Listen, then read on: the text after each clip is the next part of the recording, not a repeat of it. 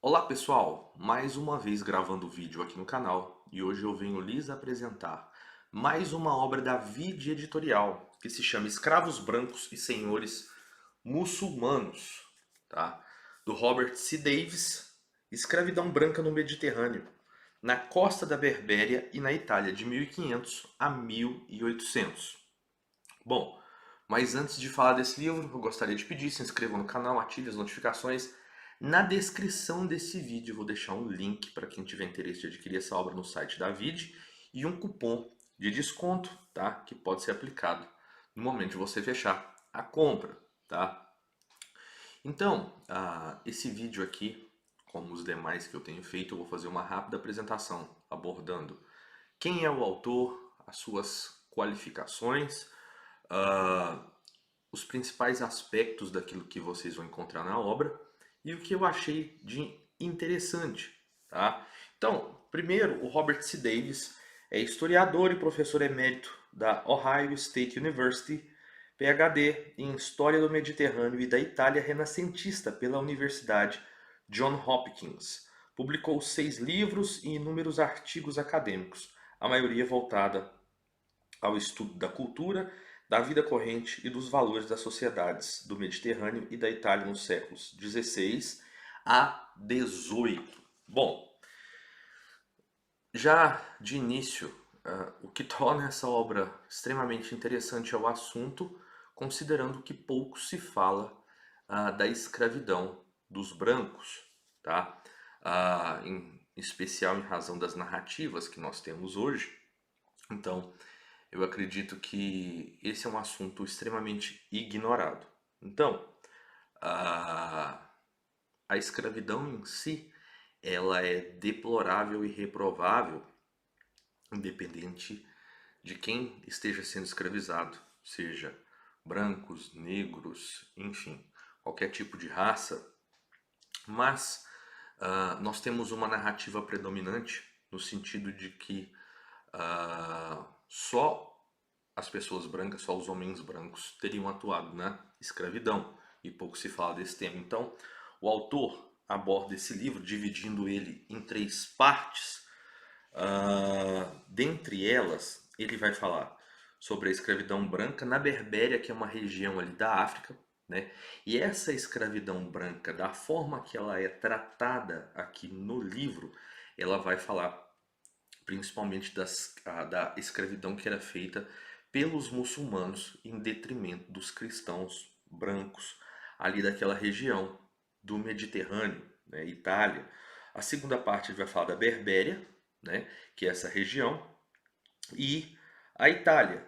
Dentro desses capítulos, ele vai falar sobre a captura e comercialização deles, o trabalho escravo, como que era a vida do escravo. Nesse ponto da vida do escravo, ele pega vários diários, né, de padres que atuavam no resgate desses escravos, tá? Depoimentos dos escravos, porque como a gente bem sabe, a maioria das pessoas era analfabeta, mas elas contratavam escribas para mandar cartas para suas famílias, para que elas pudessem auxiliar no seu resgate, no pagamento do seu resgate.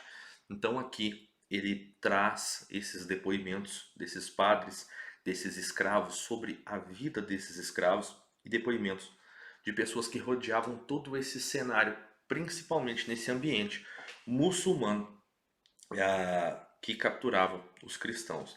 O autor também, em determinado ponto, ele vai fazer uma separação do estilo de como era feita a escravidão pelos, principalmente pelos europeus portugueses, e a atitude de como esses corsários faziam a, a escravidão no Mediterrâneo, porque elas possuíam fins diferentes e meios diferentes, né? Ele vai falar também sobre a questão dos resgates, né? Porque assim, alguns, até inclusive eu achei esse historiador bem imparcial, porque muitos vão dizer que a vida de alguns escravos na Berbéria era algo simples, que não era como foi a escravidão no Atlântico, aquela feita pelos europeus, principalmente os portugueses, para os países que vieram para esse lado. das Américas, então ele vai trabalhar esse assunto mostrando que havia diferenciação realmente entre aquele escravo que era comprado para a casas, aquelas pessoas particulares que queriam criado, enfim, mas também ele mostra a realidade daqueles que eram recrutados, digamos assim, comprados, ou que, como os corsários faziam a captura dos navios no Mediterrâneo, então quando eles retornavam, fazia-se a divisão dos espólios, né, daquilo que eles ganharam dessas capturas. Então muitos escravos eram diretamente recrutados para as galés, para os barcos a remo que eram utilizados, e a vida sofrida dessas pessoas, né? Ele trata também como esses escravos eram cristãos, mas mais para o final do livro ele vai abordar como muitos desses escravos viam aquilo como uma punição de Deus.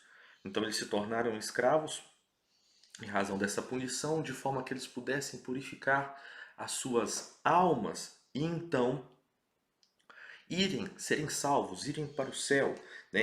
É o último capítulo que se chama Celebrando a Escravidão, tá? Então eles trazem esses depoimentos, essas cartas, as atividades ali do Estado, né? Principalmente na Itália, do recolhimento de ofertas de dinheiro para que pudessem se fazer esse resgate desses escravos, né, brancos ali, dessa região da Berbéria, e que muitos, como não tinham opção de trabalho, não sabiam fazer nada além de ser marinheiros, acabavam voltando a trabalhar no mar, e acontecia deles serem capturados novamente. Ele vai falar das situações daqueles que eram capturados como sendo nobres, né? E acaba que eles possuíam algum benefício porque eles conseguiam certo dinheiro para não ter que ir trabalhar para o seu senhor. Eles eram escravos, ficavam nos banhos públicos, mas às vezes eles conseguiam fazer algum tipo de comércio naquele momento ali e não trabalhar, comprar de alguma forma, pagar outras pessoas para que pudessem trabalhar no seu lugar, até que as suas famílias viessem resgatá-los, né? Porque nós sabemos que isso demorava meses, quiçá anos, para que eles fossem resgatados, considerando o tempo, o transcurso das correspondências, correspondências que eram perdidas, enfim. Ele trata, como eu disse, eu acho ele imparcial porque ele trata também desse aspecto. E ele vai falar que em muitos outros pontos esses escravos de galés, eles tinham um índice de mortalidade altíssimo, né? E que vários corsários, ao contrário do que se diz, trabalhavam o ano todo fazendo essa exploração no Mediterrâneo. Então, porque alguns os historiadores que contrariam isso falam, não, mas eles trabalhavam poucos meses do ano, nas galés, enfim. Vai mostrar que não, que os corsários, muitos trabalhavam durante o tempo todo nas navegações, e essa vida sofrida, as condições sanitárias nos banheiros públicos, ali nos banhos públicos, enfim, que era o lugar onde os escravos ficavam e se alojavam no final do dia, quando eles estavam em terra, as condições nos barcos, nas galés, o sistema, e esse outro ponto do resgate, né?